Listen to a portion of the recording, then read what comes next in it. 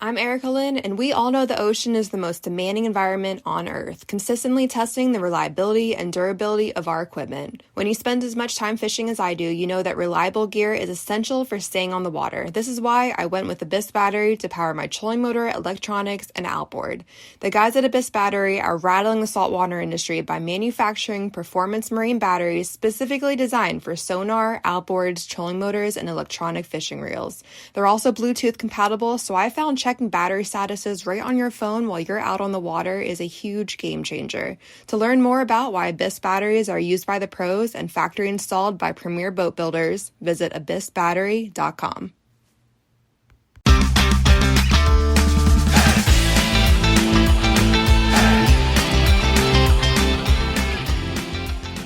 Hello and welcome to the Publicly Challenged Podcast. I'm your host, Luke Oswald, and I hope you join me on my quest for knowledge to become a better public land hunter, angler, and forager. Stick with this and who knows, maybe we will learn something together.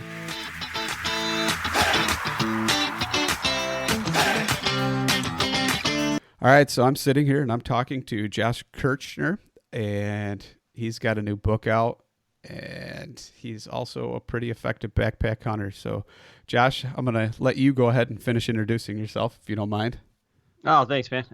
So name's Josh Kirchner. I live down here in the desert in Arizona. Like most people, I was fortunate. I had a dad that pushed the outdoors into my life, and I graciously accepted that. And got me into hunting and fishing and everything like that, and grew up. And when I was a kid, though it was only like a once a year type of deal, like your annual deer camp, and then when I got older, my mid-20s or so, I really started I got like really, really obsessed with hunting.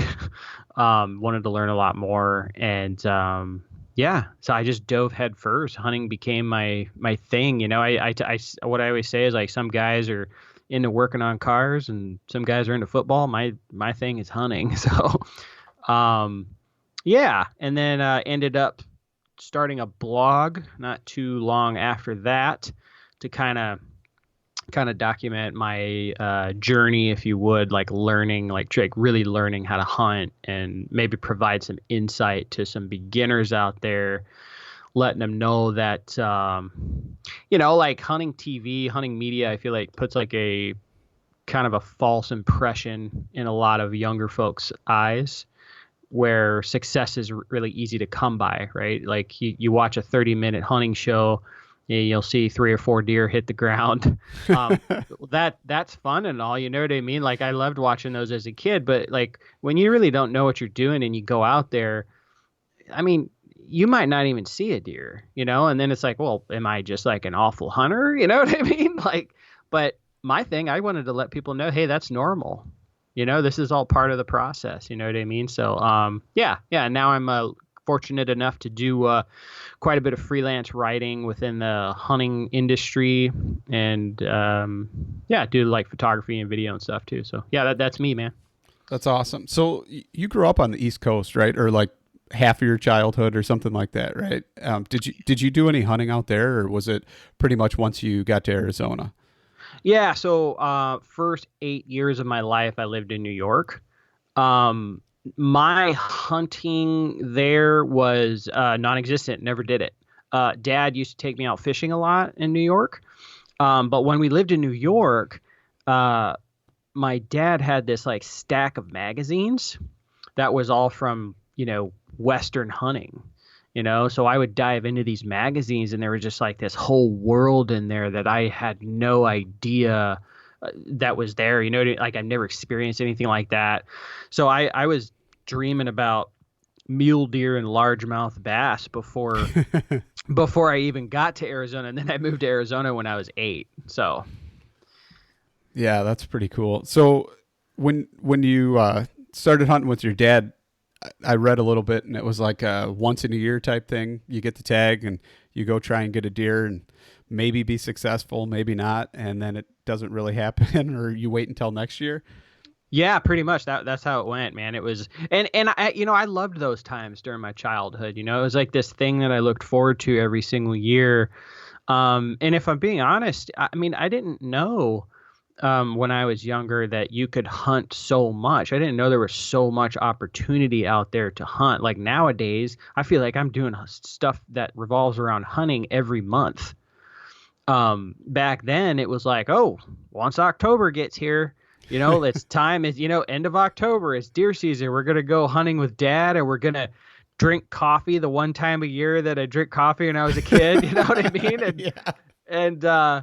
and I'm going to be super cold. I'm going to be wearing like 4 pairs of socks, and that was deer hunting to me. That was hunting season. And then after that, that was pretty much it. I'd wait till next year. Yeah. No, I mean, I never went. The only hunting I ever did with my dad was pretty much like pheasant hunting, I think, upland game. And then when I wanted to start deer hunting, I already had a bow. So I started out bow hunting, and it was like me and my buddies just went out and kind of taught ourselves. And I'll tell you what, that was tough, especially at the time. There wasn't any YouTube or any kind of resources that you had like that. I'm sure there was books out there, but what kid 18 years old is 16 years old is going to pick up a book unless he has to. Right. So, it was a lot of misses and not so many wounded animals, but definitely misses and lost opportunities because we didn't know what the heck we were doing or understand the wind and different things like that. So I totally get it. How did you end up getting so serious? Was it like a rifle thing or a bow, or which direction did you go first?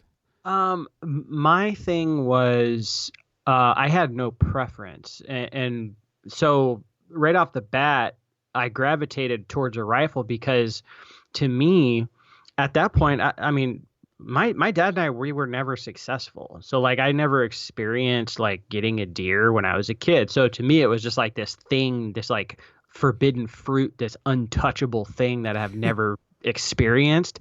So I'm like, why would I make it harder on myself by using a bow? I'm going to try to use a rifle. Right.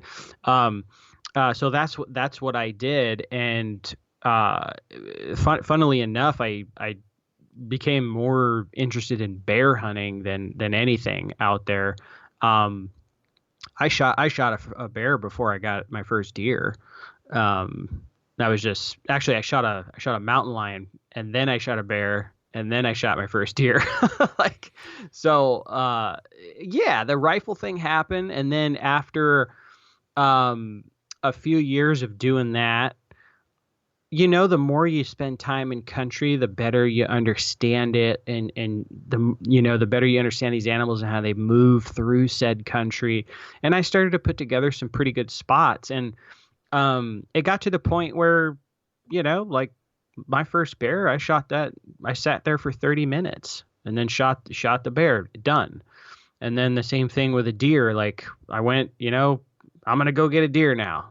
I probably 10 minutes into light shot my first deer, so I was like, man, I wanted more, like it was like ending very fast, granted I wasn't being like super picky or anything like that, which you can totally do that. But at that stage in my hunting, I was not one to sit there and like start counting inches of antler and stuff. I just wanted to be successful. And the thrill though that I got, because I did archery hunt when I could. We have a pretty liberal archery deer season here in Arizona. So the thrill that I got from doing that and like getting close, I was never successful early on, but that was awesome. That just like that excitement of like sneaking in to bow range deer, or sitting there and having one walk by you, like, and you're so jacked that you can't even move. That was intoxicating to me, man. So deep down, I always kind of knew that I would like end up mostly bow hunting in the future, because that's just what made me happy. But yeah, I was definitely a rifle man first, dude. Yeah. So let's kind of go back to the whole bear thing. It's not really something that when you think of Arizona, you think of monster mule deer and you think of big giant elk. Yeah. You don't really think of is it bear hunting? Is it like a 2 season where it's like a spring and a fall, or is it strictly spring? We have spring and fall season. So um, there's a load of opportunity here for bear hunting. We don't have the numbers that a lot of the northern states do, but we do have ample opportunity, and we have ample opportunity because it's so hard. Um, so our first spring season starts end of March, and it'll run until the beginning of May. That's an over-the-counter hunt that anybody can do. It's a general tag. You can use a rifle or a bow. Um, and then from there, we have a draw hunt, which is an archery hunt that'll run from the beginning of May till the end of July. There are some units in Arizona, though, that the over-the-counter season will run through the end of July, so you don't have to get drawn for those. Does that make sense? Yeah. Okay. And then after that, uh, August 10th-ish, our fall general bear season opens in some units. The rest of our units will open at the end of August and run until middle of September. And then another bear hunt will open at the beginning of October and run until the end of December. So realistically, you have 9 months to hunt bears in Arizona. That's pretty cool. And if you play your cards right, you could pair it up with an elk hunt too. Well, you could depending on what season you get. What you could do though is our deer season, our velvet deer season, which is end of August to middle of September. These run in tandem with the bear hunt, so you could be hunting archery deer, bear, and turkey all at the same time on the same hunt. And during a time where it's so hot out, I mean, if the recipe's right, everything's got a drink, right? So if you're sitting water, dude, anything could walk in. A mule deer, coos deer, black bear, turkey, you never know. Mountain lion could walk in and you could have an opportunity. So that's awesome. Yeah. Yeah, it's pretty cool. Yeah, I mean, yep. Sorry, I was gonna say like the bear, like it's really, really difficult. Like a lot of people go out and they never see one, but it's really the bear thing here is really just about like putting your time in, learning about the species, learning about the country, and finding these like little holes that these bears really congregate in. So when you're talking about these holes that they congregate in, is it like a feed type thing where it's a forage-rich environment for them where they can have food, water, and all the necessities, or is it something else? Yeah. Yeah. No, I call it, it's a recipe, you're building your recipe. Like you need to have the food, the water, the cover. What I've oftentimes noticed is like when I find one bear, I will stay in that area because I know that there are other bears in that area because that bear that I saw is there for a reason. And if that bear's there, there's going to be another bear there. That's how it is most of the time. On years where we have ample moisture, it spreads animals out a lot, right? Because the food sources aren't as concentrated. This all applies to deer and stuff too, But yep. Bears live and die by their stomach. So I mean, you find the food, you're gonna find the black bears. So that's good info. I appreciate that. So let's talk a little bit about. So you got a book, and it's called Becoming a Backpack Hunter. Yeah. So I'm just kind of curious. What made you decide, or how did you gravitate towards that versus like a truck hunt or something like that? So when like I was mentioning, when I was a kid, like growing up, that's what I did. We set up a nice truck camp. Dad had a camper. Those times were awesome, really great memories. But after reading about backpack hunting more, it just seemed like for me, it was like the ultimate adventure. It sounded like, and I mean, quite honestly, like I mentioned this in the book, but before I read about it, I said I'd never do it. I didn't understand it. I didn't understand why somebody would put themselves through that, coming from a world where you load up the whole bed of your truck to go camping. I'm like, how am I going to fit all that in a backpack? Like that sounds insane. Like, why would anybody do that? Not to mention, what if I'm lucky and I shoot a deer or something like that? Now I got to carry all that stuff out with the deer. So it just sounded like a stress test to me. So after, reading more about it, learning a little bit more about it, though, I was like, you know what? I think I really want to try this out. And honestly, I looked at it as a way to do more stuff with my wife as well. I like to try to include my wife into what I do. So I was like, hey, I could backpack with my wife.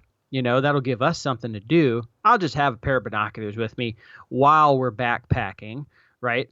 And then come hunting season, I can kind of shove off and go live in the dirt for a bit and experience this just different type of hunting. And when I did that, it became so much more about the experience of the whole thing rather than the mission, if you would, of trying to fill your tag. Like the first morning I woke up in the backcountry, I opened the tent. I looked outside and there was, what I saw, it was just insane. You know what I mean? I never had a front porch like that before. I'm up on top of this mesa high up, and there's just like this country way out in front of me, snow-capped mountains, sun's just kind of peeking up above the horizon, and there's rutting coos deer about 100 yards behind me in the basin that I'm camped above. It's funny you say that. I just actually posted a picture pretty similar to that, stating Oh, really? Just the same thing. Unzip my tent, just got dressed, unzip my tent, and there's the sun just peeking over the horizon, and it's like, I could get used to views like this. I think that was my caption or something. It's funny you say that because it's so true.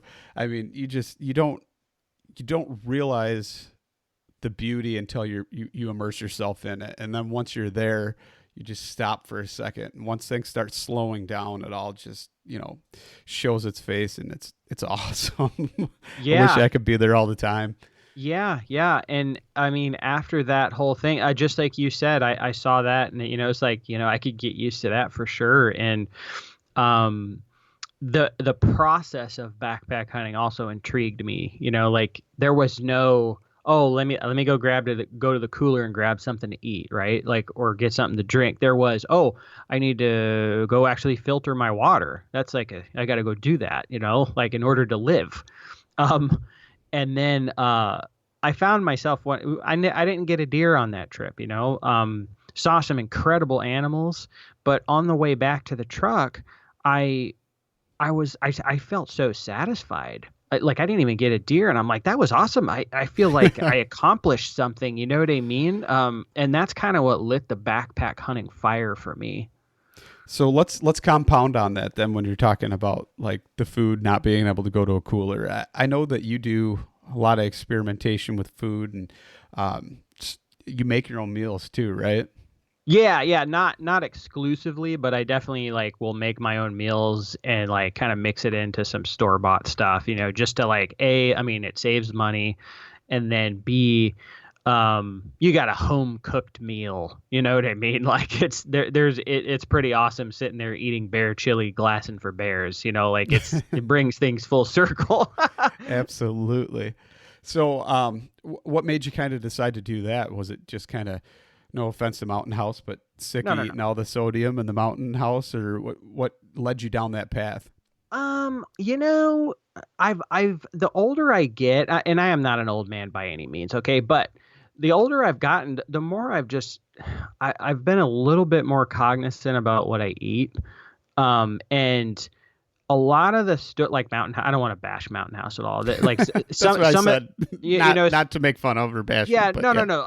Some of that stuff is delicious. You know what I mean? I enjoy that stuff, but there's so much stuff in there that I don't even know what it is. You read the back of the thing. I have no idea. I can't even pronounce that. So for me, it was a way to bring us some more healthy options into the backcountry. B, another way for me to utilize the game meat that I'm bringing home. I really liked the idea of like I said earlier, of like bringing things full circle. Like, you know what I mean? Like, oh goodness, I'm gonna have bear chili while I'm glassing for bears. Like it just seemed like the right thing to do. Um, and then on top of that, you know, you go on a uh, you go on a 10-day backcountry hunt. Dinners alone are gonna run you. Yeah. You're gonna be north of a C note. Just in dinners. Okay. Um. So yeah, it was a financial thing too. You could say I can make a whole pot of chili for like $6 or $7. And that gives me 6 or 7 meals. So you compare that to $10 or so per dinner out there on a backpack hunt. You're gonna save up quite a bit of money on that. So which could be used to put that towards your taxidermy bill or something like that. Absolutely. So when you dehydrate your meals, that's like, I wanted to do that with mine, and I've got one of those circle ones, and I'm like, what the heck do I do? And they stack on top of each other and the fan's on top. Sure. So I'm thinking if I put like the parchment paper, I think I need to get a new dehydrator, one with like the square trays, so I can Yep. slide them in. So yeah, I've been wanting to do that and make my meals, but I haven't got that far. You got any recommendations on that?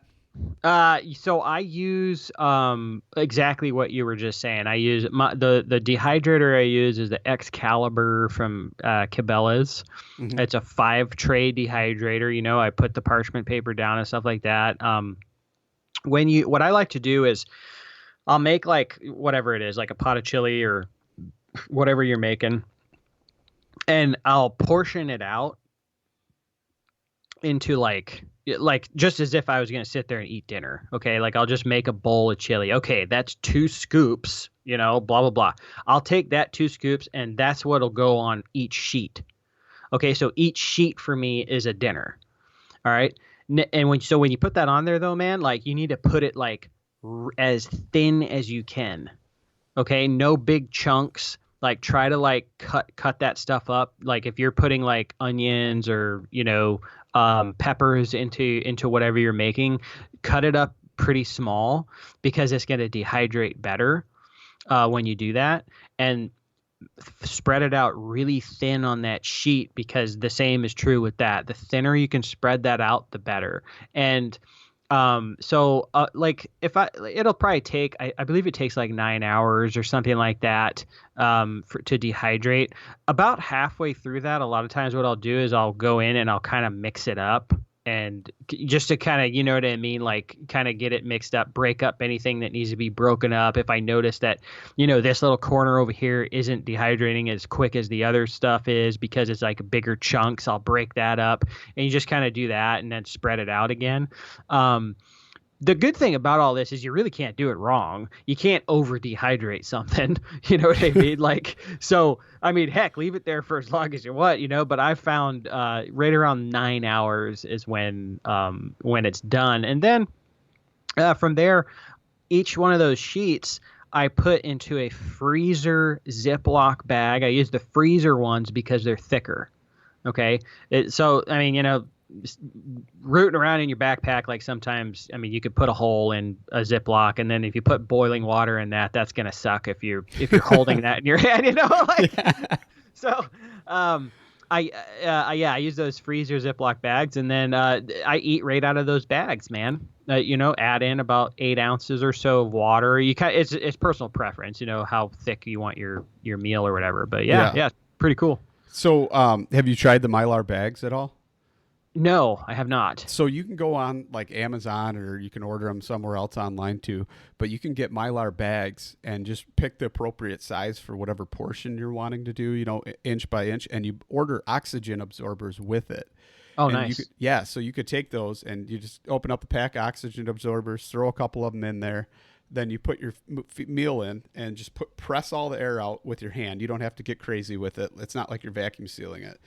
And you seal it up. It's got like a Ziploc zipper on it. You seal that up, and then you can literally take an iron and put it on like a 2x4 or something. And you take the iron and you you slowly go over on the hottest setting, you slowly go over the lip of that bag and it seals it. So now you've got just like a Heather's Choice or a Mountain House or whatever in one of those bags. So it's a little bit more durable. Oh yeah. And then I think it potentially could last longer too if you, like, I started making my own packaroons just because who doesn't love a packaroon, right? But the cost of them and the size is like $250 for one little tiny little nugget, and I'm like, man, that's not enough to satisfy anybody. But sure. it just gets expensive. So I started making my own, and I started making them as big as a mason jar lid, like a regular mouth mason jar lid. In fact, that's what I use as my like cookie to like the, what do you call it, cookie ring or whatever. Yeah. So I started doing that and putting them in, and then I could throw them in those Mylar bags with an oxygen absorber, and they last for like ever. Oh, nice, man. That sounds awesome. So maybe look into that it might be a little more durable. And it's probably actually, if you order them like 100 bags or something, I think it's like $12 or $14. If you do the math, it's probably even cheaper than your heavy duty freezer bags. Oh, I guarantee it's cheaper than the heavy duty freezer bags. Those things are pretty expensive. My wife always yells at me when I'm taking handfuls of them and throwing them in the truck. Yeah. No, dude, that's a great point, man. Yeah. Awesome. Yeah. But so, yeah, the food. Have you ever tried like a Next Mile meal?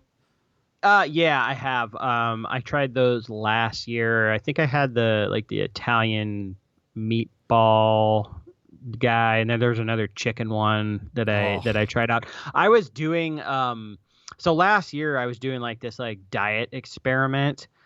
It lasted 6 months. So I ate clean for a month. Then I went back to my original diet for a month, and then I did paleo for a month, and then I went back to my original diet for a month, and then I did keto for a month, and I went back to my original diet. It was purely my curiosity. I just wanted to see like, what worked best for me. Did it matter? Like, did it do anything? You know what I mean? Like, because there's a lot of hype around like certain diets and stuff like that. You know, like some people swear by the keto thing. Mm-hmm. Others are like, oh, that's ridiculous. You know what I mean? That's garbage. So I just wanted to see for myself. What I was getting at though, I came across those Next Mile meals because when I was doing keto, because I had to eat like this stuff. I was hunting throughout the whole time. So like I had to learn how to eat keto and eat clean and paleo on backpack hunts because it was during spring bear season. So yeah. So how did it end up going? Let's talk about that then. I'm curious. What was your findings? Oh, okay. So I'll start at the positive end and then go to the negative, the negative part. Sure. What worked best for me, man, and where I felt the best, felt great, energy level was awesome. No like intestinal, like stomach issues, anything like that. Eating clean and just like, no processed food, no added sugar, just all like natural stuff. That worked the best for me. Like I think I lost like 15 pounds eating whatever I wanted, whenever I wanted, it was really mind blowing, like, I was breaking all the rules. I was eating right before bed and everything. And I lost 15 pounds doing that. And then the paleo, that was probably that was second best. Paleo to me was like a more restricted version of eating clean. Mm-hmm. So it just added more work to everything. So I like, you know what I mean? Like, like I felt great and everything. And I enjoyed what I was eating, but it was just like, I feel the same doing this over here, and it's a lot less for me to do, right? So that's there's just a lot more cooking involved with paleo and stuff, which I like cooking, but you know what I mean? Like, God, goodness gracious, I get so busy sometimes, and I just don't have time to do stuff. So I'm on a paleo-ish diet. So, there you go. It's not 100% paleo because I'm not going to lie. Who doesn't love a little bit of cheese on things and stuff like that? But I try to stay away from like the legumes and especially the grains. I am 100% grain free. And I've noticed a huge difference with that though. Yeah. No, dude, way less lethargic. You know what I mean? And it just felt really good. I was really happy with eating like that. So the worst part of this whole thing, like keto for me, you know what, man? Like, it works really good for some people. I honestly, like, I hated every bit of it. Like, it was, I didn't even last a full month. I lasted 2 weeks on it. And I was like, you know what? I found out what I wanted to find out. I'm done doing this. It was like, dude, I started not liking bacon and like not liking eggs and stuff like that because like I was eating so much of it. Like the taste of butter almost wanted to make me gag. That's sad. Yeah, no, it's really bad, man, really bad. And so my take on keto is I think it's a great way for like if you want to like do like this quick weight loss diet, cool, go ahead, do keto. I personally, I don't think it is like a long-term diet. Then again, like I'm not a dietitian, I'm not a nutritionist. I'm not an expert in any of this, okay? But like from what way smarter people than me have had to say, like your brain functions off of carbohydrates. So like just knocking out all of those, I don't know. I feel like it couldn't be good, you know? That's just my opinion. Yeah. You know, I feel like you're going against like the natural order of things, like the whole like paleo and clean thing. Paleo makes 100% sense to me.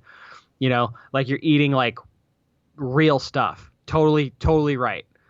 Keto, dude, like why would I willingly want to put like MCT oil and butter into my coffee? You know what I mean? Yeah. Like, so I don't know. Hey, some people love it and hey, good for them. You know what I mean? More power to them, but it was not for me. Yeah. I mean, if it works for them or that's what they're into, that's great. Mm-hmm. Like, I mean, I know that I had a huge adjustment when I first went like completely grain free. There was a lot of lethargy and stuff just because my body wasn't getting the same kind of carbs and it was so used to it. And then once I got past that little hump, it was like a couple weeks, I think. Yep. And then just started getting all my carbs from, you know, clean, pure vegetable, you know, stuff like that. Then it really started taking off for me. And I noticed the difference. I mean, I used to have allergies that were terrible and it's weird, but I don't know if it was like an inflammation thing from all the grains or something. Mm-hmm. But once that inflammation was gone, my body could either deal with the allergies or they just went away. But I mean, it definitely helped me. And I'm like, man, that's crazy how that works. But it worked pretty good. And that's how I kind of came across those Next Mile meals, is because there's not really a whole lot of options out there. I think there's like a Wild Zora, which those are okay, but most of them are soups. So you're left with not a whole lot of options there. Oh my God. Those, I'm sorry. Okay. I've eaten all of these. Okay. Yeah. The Wild Zora, the breakfasts are great in my opinion. Like it's like a lot of like shredded coconut, like dehydrated banana type of stuff, granola. Those were great.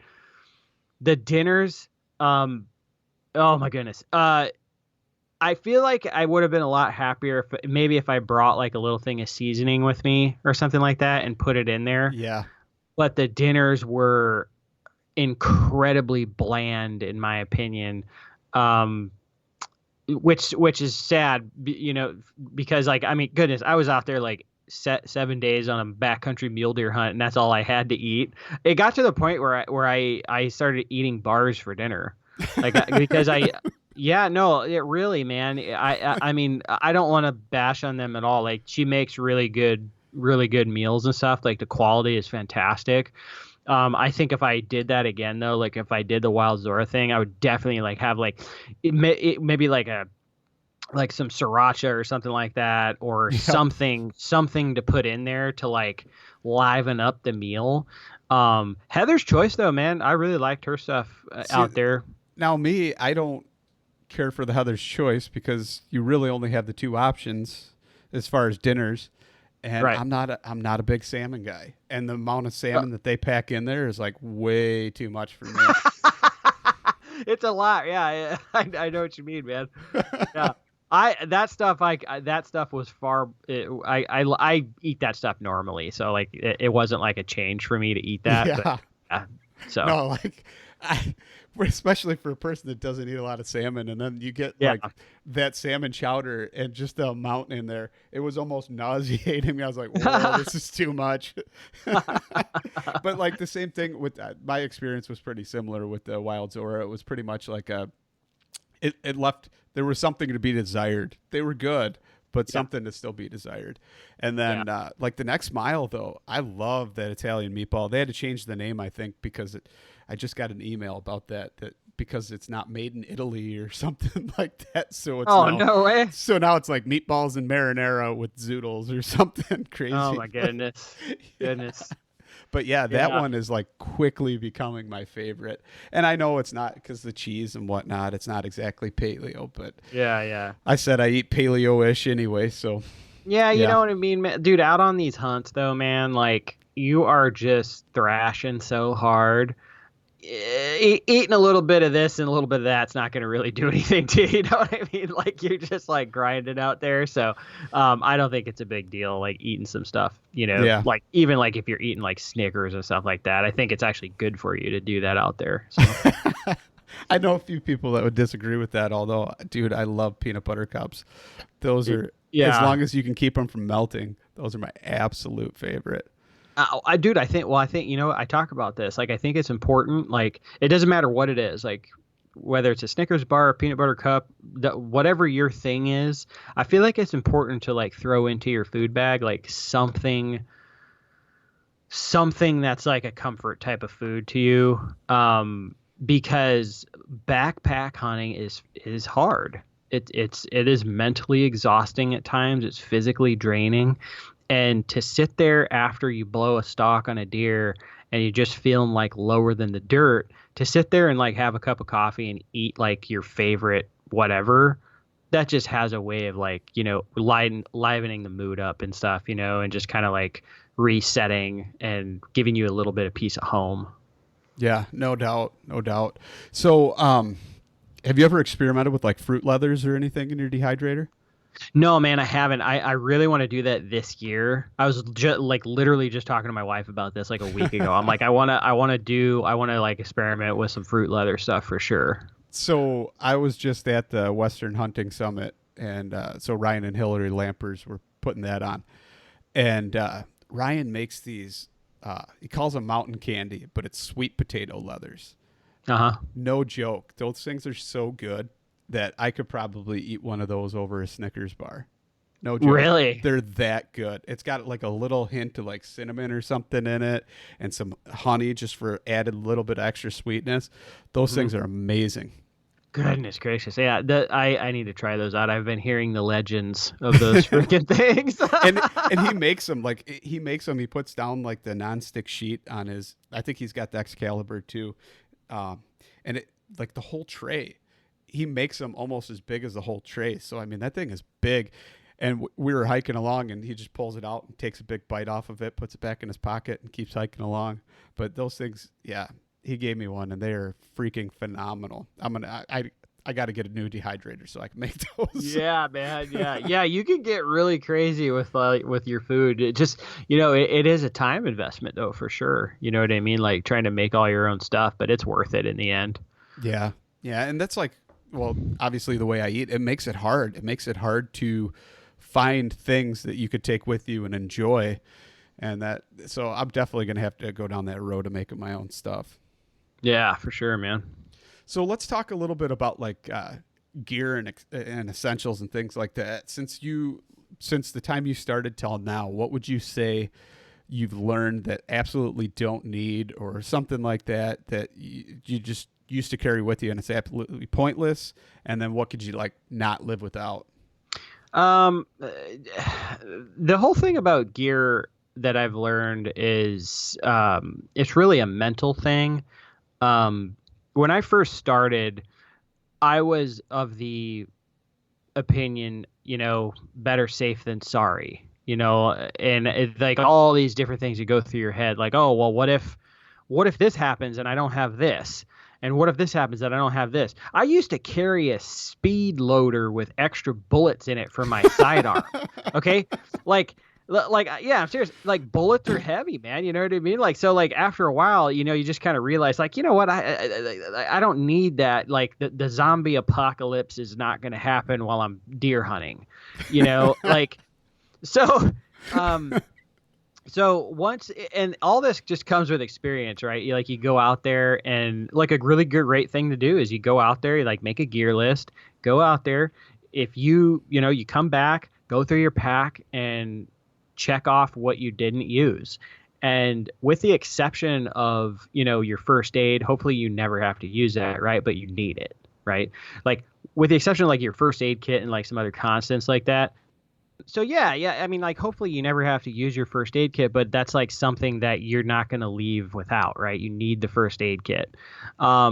But other things like my ridiculous speed loader thing, don't need that, right? Like you don't need that. There was some other stuff in there. Like there's a lot of little light things that I noticed when I was starting. Like I would always have hand warmers with me, but those hand warmers would drift right into summertime. But they would still be in my backpack. Yeah. And I'm like, well, I don't need those, So if you go like you go and you get back, you do 3 trips. If you've gone 3 trips without using X or Y, you probably don't need it, and that's kind of the approach that I took to that. And it's really just the more time you spend out there, the more comfortable you get and confident that you get in yourself and your gear, and I think it's important, like on the clothing end of things, like knowing what your clothing can handle, that right there is something that can add up a lot of space in your backpack, right? If you're like, oh, you're worried about being cold, so you bring a couple extra layers with you, but you don't even need those layers. Well, you just brought like, a couple extra layers with you. It took up space in your pack and carried extra weight for no reason. Yeah. You know what I mean? So yeah, I would oftentimes on the clothing thing, man, I would take note of the temperature on scouting trips and stuff. And I would be like, okay, I'm fine in this, right? Like I have these layers on right now. This is what I know I'll be okay with if the temperature is this. And that's what I mean about like knowing like your gear, like knowing your system and stuff and what it can handle, because that is going to help you cut the fat on your gear list. So let's kind of dive into that, because you mentioned it, and I've noticed it's not only you that kind of talks about this, but I've noticed a lot of other people talk about this too.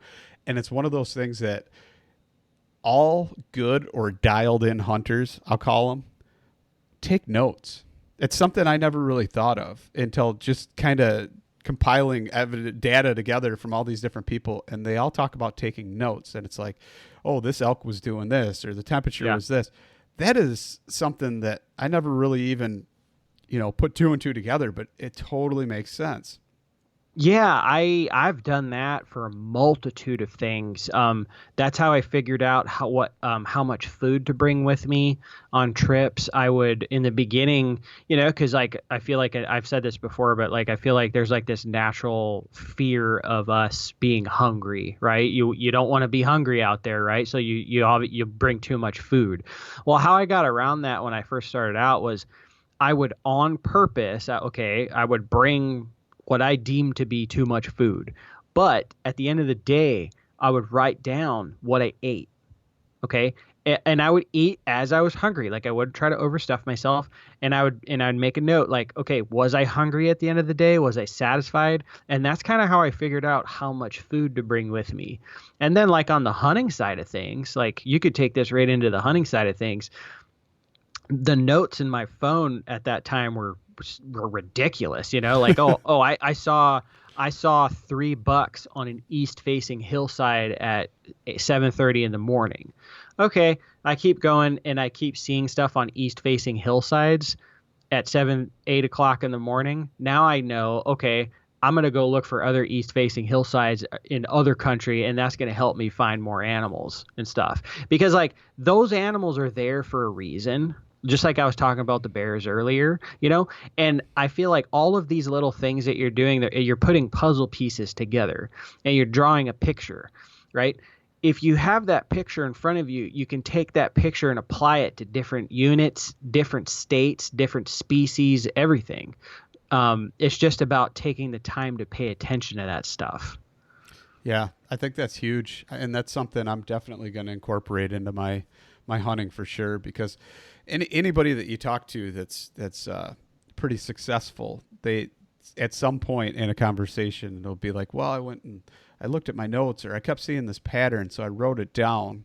And then I looked at it later, and then it makes sense. Or why were these elk in this basin? And I couldn't understand it until I figured out the prevailing wind, or I kept trying to stalk them, and couldn't figure out why I couldn't beat the thermals. And it's because the prevailing wind was coming over that ridge and swirling in there. Just different things like that. Man, that could be so helpful. Yeah, what I do oftentimes, dude, is I've done in the past is like I take photos on my cell phone. And if I'm new to an area, say I'm, the summer, I did this before in Colorado. Like I was elk hunting in an area, but we glassed up some awesome looking mule deer. Oh yeah, and I like take a photo, and it's like, oh man, when was that? And I'll go back in my gallery and I'll look at the date, and it'll be like you saw these deer on this day. Right. So you can like apply that to the following year. And I do the same thing with bears. I take pictures of bear scat, take pictures of bears walking around in Arizona and stuff. And I refer back to that stuff a lot because it'll let me know, oh, at this time of year, the grass was green. Right. Yeah. Like that's a prime food source during springtime. Okay. So there's just a lot to keep track of. So I feel like keeping notes is just like a really great way to stay organized. Yeah, without a doubt. That's definitely something I have to incorporate. So I got another question for you then. When you're glassing, is there anything you do to try and be more effective when glassing? It depends.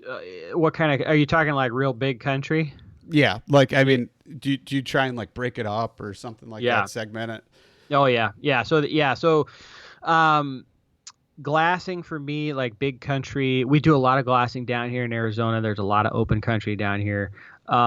Glassing on a tripod is absolutely like a necessity for us down here, especially with coos deer. We have a deer down here called a coos deer. It's about the size of an overgrown German Shepherd. Baby whitetails. Yeah. They are tough to spot and they hide really well. So a tripod just ups your game of seeing movement just like tenfold. So glassing from a tripod. But what I like to do is that's what I do. I break the country up into sections. I feel like if you look at everything all at once, it's slightly overwhelming. And you can oftentimes lose place of where you were, like, oh, did I already glass that over there? I don't remember. So what I do is like, if there's like 4 hillsides in front of me, I'll grid search one of those hillsides, then I'll go to the next one, and then I'll go to the next one, and then I'll go back and I'll grid search. But as I'm grid searching, like I'll stop in like areas where, like, let's say I'm looking into like a potential bedding area, which is usually, it's going to be denser in vegetation. I'll stop within those areas and then I'll grid search with my eyes while the binoculars are locked into place. That right there, I've spotted so many animals just by doing that, because that's when you're going to see like an ear flick or like, a tail move a little bit like that. Or I've seen deer blink before doing that. So yeah, you just do that. It can get very meticulous at times, but generally, like, you show up and you're like, I'll glass fairly fast to spot the obvious, then I'll go back, get a little more meticulous. And then if I still am not seeing anything, then I'll just really start grinding into those hillsides. And then if I don't see anything, then I leave and I'll go somewhere else. So your preference then is to start out with binoculars and then you just throw a spotter on if you think you pick something up, or? Yeah. I really like the binoculars for most of my glassing, just because looking with 2 eyes is a lot easier than looking through one. And you just get a bigger, like a wider field of view, and in my opinion, having that wider field of view, you're just opening yourself up to see more. If I'm in really big country, say, and I spot some deer moving with my binoculars, I watch the deer go into like a thicket and then I lose them, I'll get the spotter out and I'll zoom in on that thicket and just really start creeping through that thing with a spotting scope to catch, an antler or something like that. I was doing that. I found that extremely effective last year when I was hunting high country mule deer in Colorado.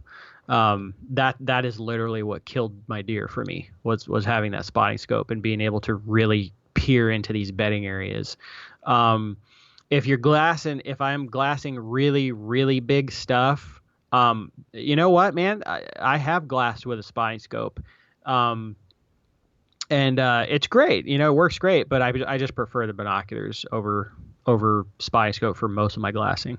What's your preferred choice of like power binoculars when you're doing it?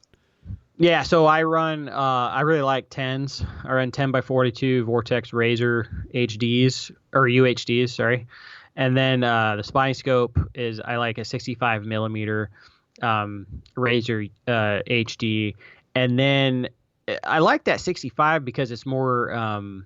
A lot of guys like the 85 and the 90 millimeters, which are great, big spotting scopes. It's heavy. Well, yeah. But for backpack hunting, that 65 I feel like is a really great blend of it's more packable, less weight, but it still has enough power to reach out there and touch something that's really far away. Yeah, I got the 60 by 85, and I can attest to the weight of that thing. Yeah. Yeah. In fact, on this last hike I just went on, I ditched it out of the pack to save weight. And then after I got up and started glassing, I was like, man, it would have been nice to have that with me. Yeah. Oh, well, what are you going to do? But so let's, I got one more thing to ask you, and then we're going to kind of talk about your book a little bit. But so things to bring with you are essentials for the hunt. And I've seen you put down a pre-hunt date night. Oh, dude. Yeah. Goodness. I forgot about that, man. Yeah. Dude, you got to do that.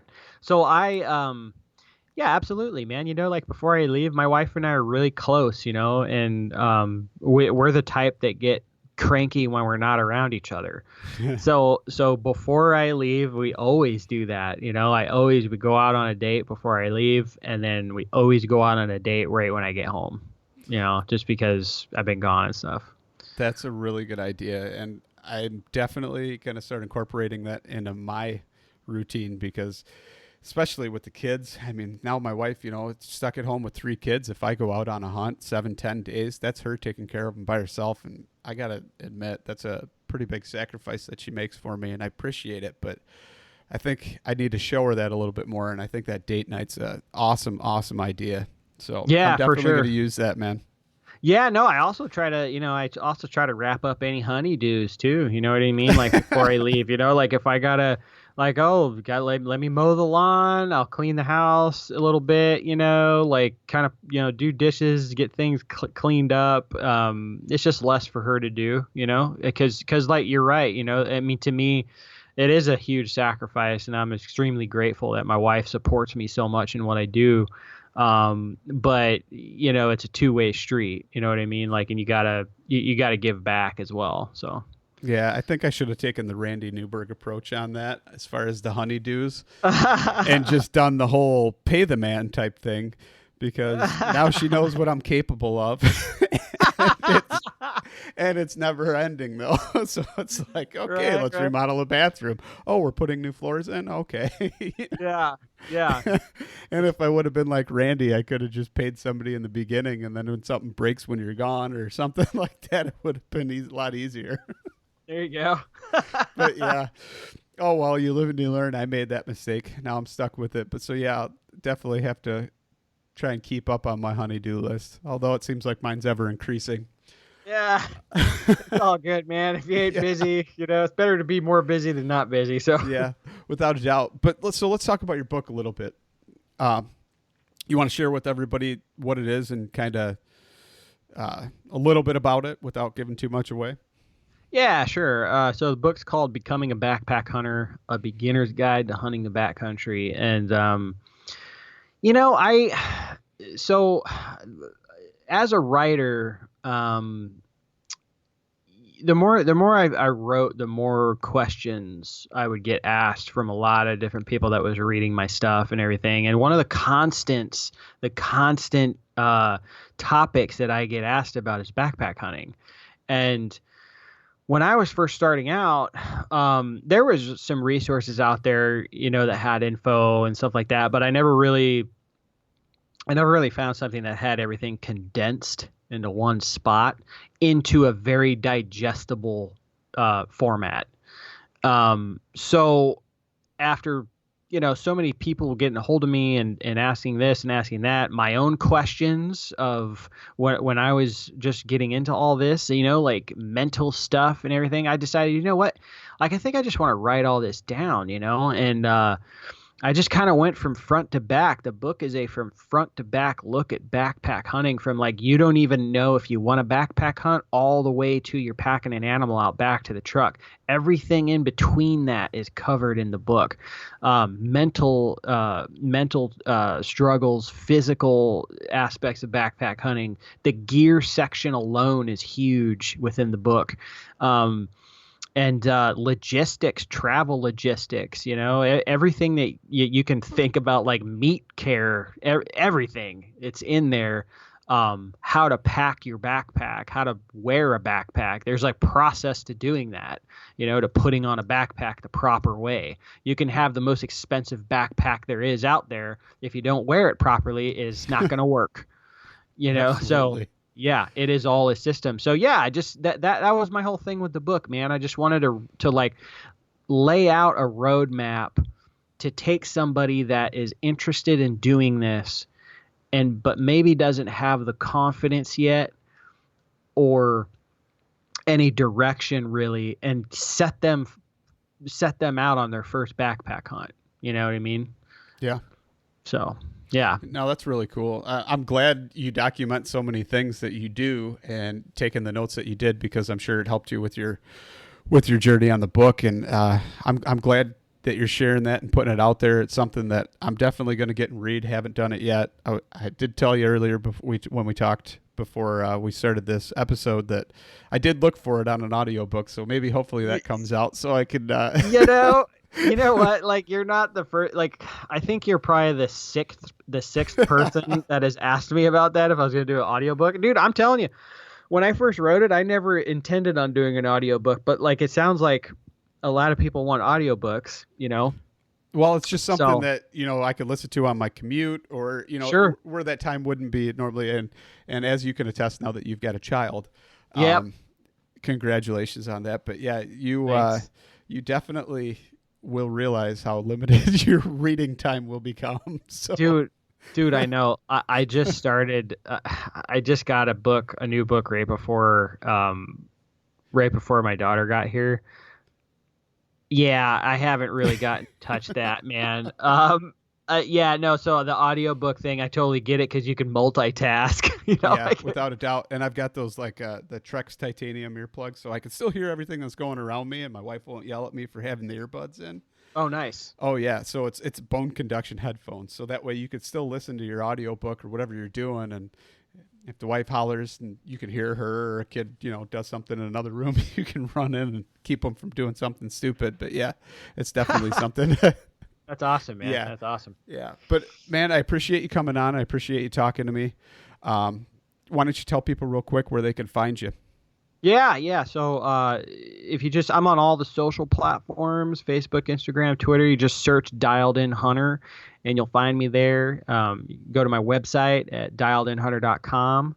The book, if you're interested in the book, it's available on Amazon in both print and Kindle formats. Just search Becoming a Backpack Hunter and you'll find it. And anybody that wants to ask me any questions, I always try to get back to everybody, like on Instagram and stuff like that. So feel free to reach out to me. All right, man. I appreciate it. Thank you so much for coming on. All right. Thanks, Luke.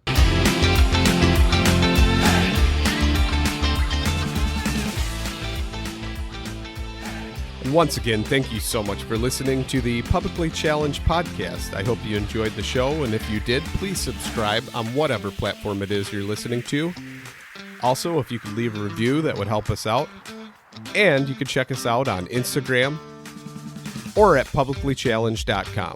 And once again, thank you so much for listening to the show.